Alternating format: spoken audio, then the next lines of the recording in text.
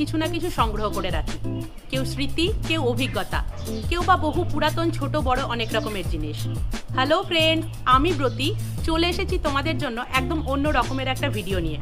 আর এখন আমি চলে এসেছি রঘুনাথগঞ্জ বয়েজ স্কুলের ঠিক পাশে, কারণ এই বয়েজ স্কুলেই অনুষ্ঠিত হতে চলেছে বহু পুরাতন এবং দুষ্প্রাপ্য জিনিসের প্রদর্শনী। তো চলে এসেছি আমি একদম স্কুলের সামনে।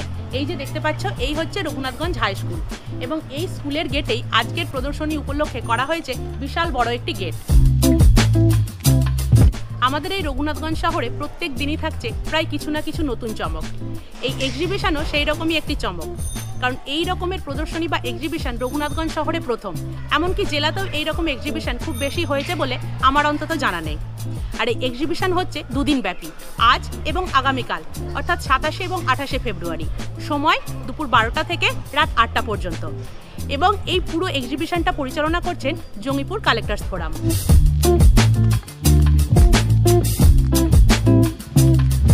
এখন আমি চলে এসেছি একদম স্কুলের ভেতরে। আর এই যে দেখতে পাচ্ছ, এই হচ্ছে স্কুলের গ্রাউন্ড, এবং এই স্কুলেরই ঠিক ডান দিকে এই হল ঘরেই হচ্ছে আজকের এক্সিবিশন। এবং এই এক্সিবিশনে আসার জন্য আমাদের কিন্তু কোনো রকমের টিকিট লাগছে না, এখানে সকলের প্রবেশ অবাধ। তো চলো ভেতরে যাই, গিয়ে দেখি কি কি থাকছে আজকের এক্সিবিশনে। তো তোমাদেরকে প্রথমেই যে বললাম যে স্কুলের ডান দিকেই ঢুকে হচ্ছে হল ঘরে এই এক্সিবিশন। তো এই হচ্ছে সেই হল ঘর, 110 নম্বর রুম, যেটি সুবর্ণ জয়ন্তী হল ঘর। তো চলো ভেতরে গিয়ে দেখি।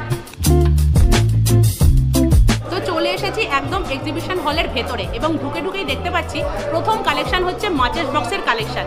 বিভিন্ন সময়ে বিভিন্ন কোম্পানির যে মাচেস বক্সগুলো হয়েছিল, সেই মাচেস বক্সগুলোকে এখানে কালেক্ট করা হয়েছে। এখানে প্রচুর রকমের তোমরা মাচেস বক্স দেখতে পাবে। এবং সব থেকে ভালো লাগলো দেখে যে এখানে যে সমস্ত এক্সিবিশনে জিনিসগুলো দেওয়া হয়েছে, কারা দিচ্ছেন তাদের পরিচয়টা কিন্তু এখানে রাখা হয়েছে।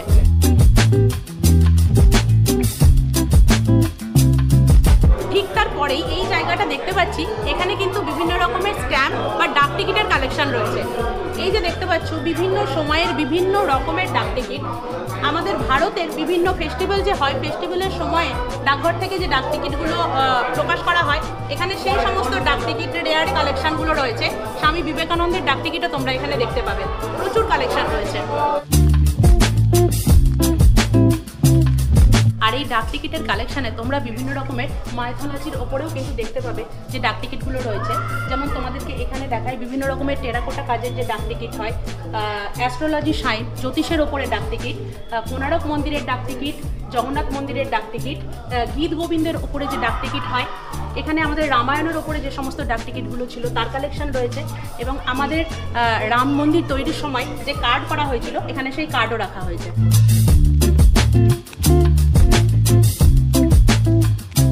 আর বহুদিন আগে যে সমস্ত হিট সিনেমাগুলো ছিল, সেই সিনেমার টিকিট তোমরা এবার দেখতে পাচ্ছ এখানে সাজানো রয়েছে।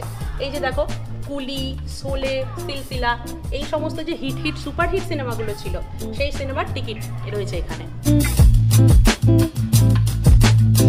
আর টিকিটের ঠিক এই পাশটায় সাজানো রয়েছে, দেখো, এটা হচ্ছে ফার্স্ট ডে কভার। এখানে বিভিন্ন রকমের চিত্রশিল্পী, সঙ্গীত শিল্পীদের বিশেষ দিনে এই ফার্স্ট ডে কভারগুলো রিলিজ করা হতো। আর এই যে দেখতে পাচ্ছ, এটা হচ্ছে বুকলেট, এটি প্রায় হারিয়েই গিয়েছে।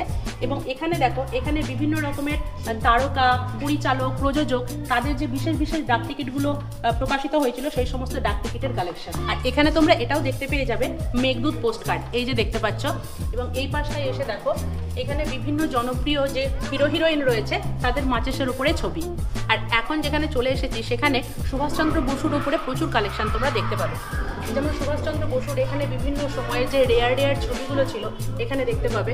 এই যে দেখতে পাচ্ছ, এটা ভীষণই রেয়ার কালেকশন, বার্লিন থেকে প্রকাশিত আইএনএ স্ট্যাম্প।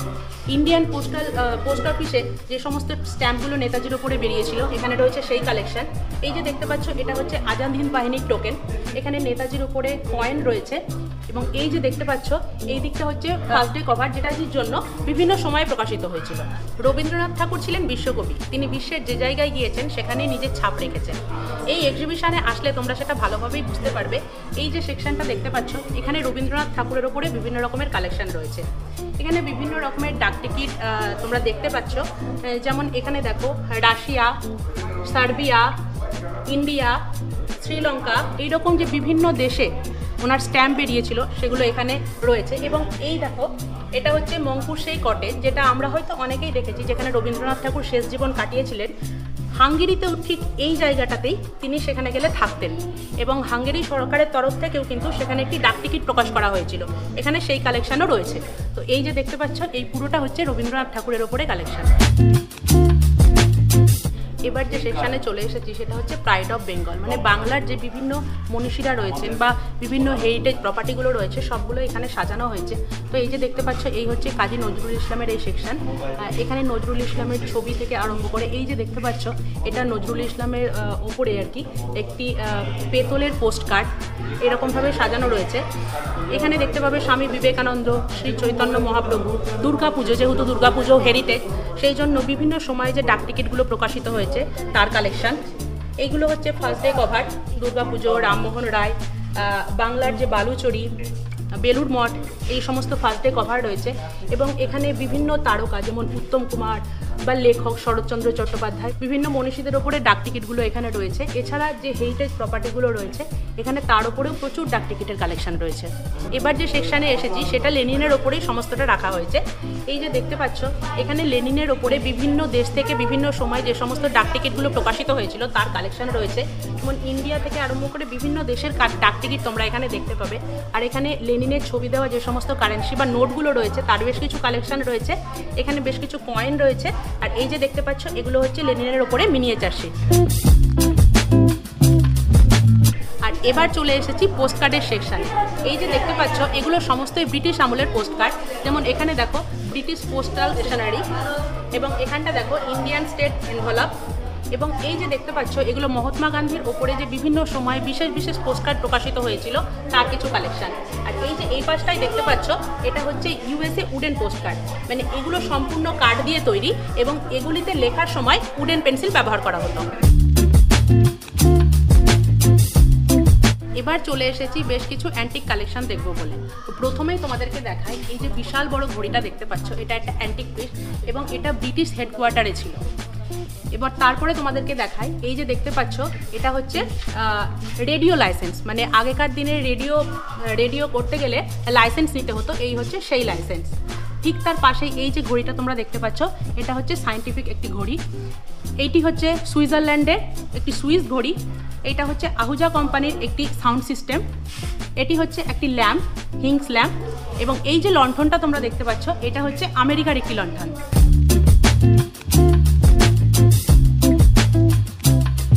আমরা ছোটবেলায় অনেকেই বায়োস্কোপের কথা শুনেছি বা কেউ কেউ হয়তো দেখেছি। এই হচ্ছে সেই বায়োস্কোপ। এই যে এইখান থেকে এরকমভাবে খুলে ভেতর দিয়ে দেখতে হতো।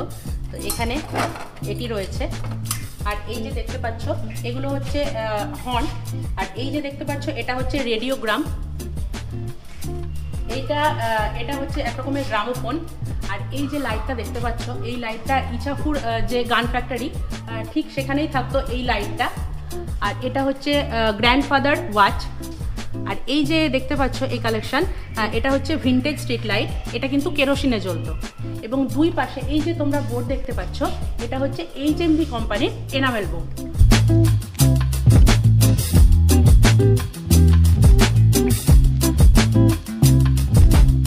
আর তোমাদের জন্য দাদা এবার আমাদেরকে গ্রামোফোন চালিয়ে একটু গানও শোনাবে।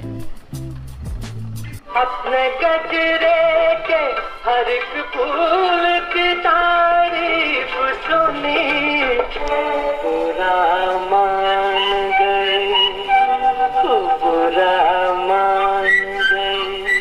আমরা এখন রাজদূত বা বুলেট বাইকের কথা তো সবাই জানি, কিন্তু এখন এই যে বাইকটা দেখতে পাচ্ছ, এটা কিন্তু একটা অ্যান্টিক বাইক বলা যায়। এটা হচ্ছে ESD কোম্পানির একটি বাইক, যেটা তৈরি হয়েছিল কিন্তু 1980 সালে। এখানে দেখতেই পাচ্ছ, এবং এটি 250 সিসি ইঞ্জিন। তো এই হচ্ছে সেই বাইক। এখানে ডবল সাইলেন্সার রয়েছে। আর এইখানে এই যে ফুল দিয়ে সাজানো হাঁড়ি বা পুজোটা দেখতে পাচ্ছ, এটাও কিন্তু একটা অ্যান্টিক পিস। এটা 200 বছরের পুরনো। এবার তোমাদেরকে যে দিকটা দেখাচ্ছি সেদিকেও কিন্তু রয়েছে বেশ কিছু অ্যান্টিক কালেকশন। এই যে টিভিটা দেখতে পাচ্ছ, এটা কিন্তু 1986 সালের একটি ব্ল্যাক অ্যান্ড হোয়াইট টিভি। আর এই যেটা দেখতে পাচ্ছ, এটা কিন্তু ব্ল্যাক অ্যান্ড হোয়াইট যে ছবি তোলা হতো সেই ছবি তোলার একটা স্ট্যান্ড। আর এই যে দেখতে পাচ্ছ, এটা একটা টেপ রেকর্ডার। এটা VCR এবং এই হচ্ছে VCR এর ক্যাসেট। এই যে এখানে দেখতে পাচ্ছ এটাও একটা সাউন্ড সিস্টেম, এখানে রয়েছে বেশ কিছু পুরনো একটা রেডিও। এই যে দেখতে পাচ্ছ এটা হচ্ছে সিডি প্লেয়ার। আর এই যে ছোট্ট দেখতে পাচ্ছ এটা কিন্তু একটা ব্ল্যাক অ্যান্ড হোয়াইট টিভি। এখানেও বেশ কিছু গ্রামোফোন রয়েছে। এবং এই যে টিভিটা তোমরা দেখতে পাচ্ছ এই টিভিটা কিন্তু কালার টিভি, যেটি মহাকরণে ছিল, বুঝতেই পারছো অ্যান্টিক পিস। আর ঠিক তার পাশেই রয়েছে কয়েন বুথ।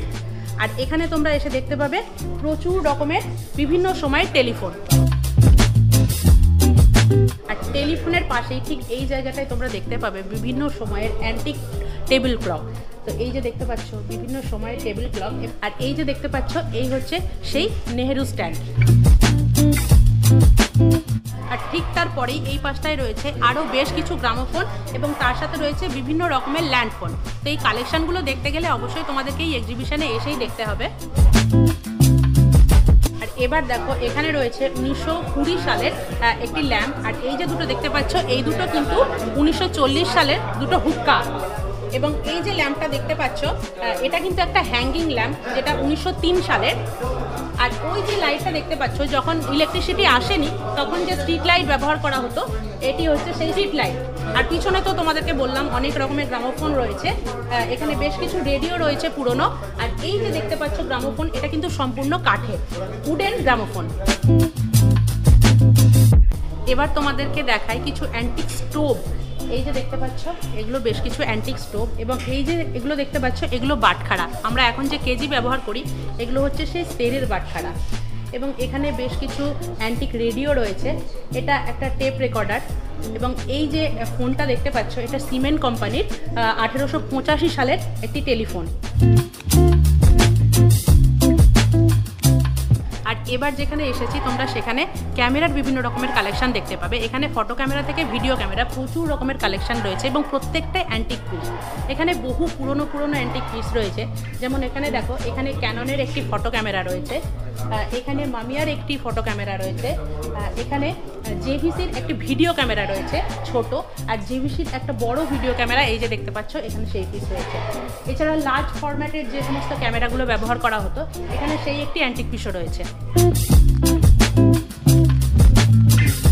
আর এবার আমরা চলে এসেছি অম্বুজা রাহাদার কালেকশন দেখব বলে। দাদার মেনলি মিউজিক এবং অ্যানালগ সাউন্ডের ওপরেই, রেডিওর ওপরেই বেশি ইন্টারেস্ট, সেই জন্য দাদার কাছে সেই রকমই কালেকশন আমরা দেখতে পাচ্ছি। এবং দাদা নিজেকে আপডেট রেখে শুধু পুরনো কালেকশন নয়, তার সাথে নতুন কালেকশন, মানে এখনও যে সমস্ত কালেকশনগুলো আমরা পাই সেগুলোও কিন্তু রেখেছেন। তো দেখতেই পাচ্ছ তোমরা এখানে বিভিন্ন রকমের রেডিও দেখতে পাবে। ওই যে দেখতে পাচ্ছ কি বহু পুরনো একটি রেডিও, এই রেডিওটিও বহু পুরাতন একটি রেডিও। তার সাথে এখানে কিন্তু নতুন আপডেট একটি রেডিও রয়েছে।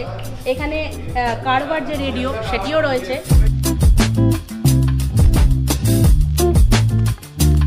তো রেডিওর প্রতি দাদার ভালোবাসা তো দেখতেই পেলে, তার সাথে কিন্তু অ্যানালগ সাউন্ডের ওপরেও দাদার বিশেষ ভালোবাসা রয়েছে, যার জন্য এখানে তোমরা দেখতে পাবে দাদার কাছে অনেক রকমের কালেকশন। তো তার মধ্যে এই যে মহিষাসুর মর্দিনী আছে, এই মহিষাসুর মর্দিনীর রেকর্ডের প্রথমটা একটু তোমাদেরকে চালিয়ে শোনাতে বলি দাদাকে।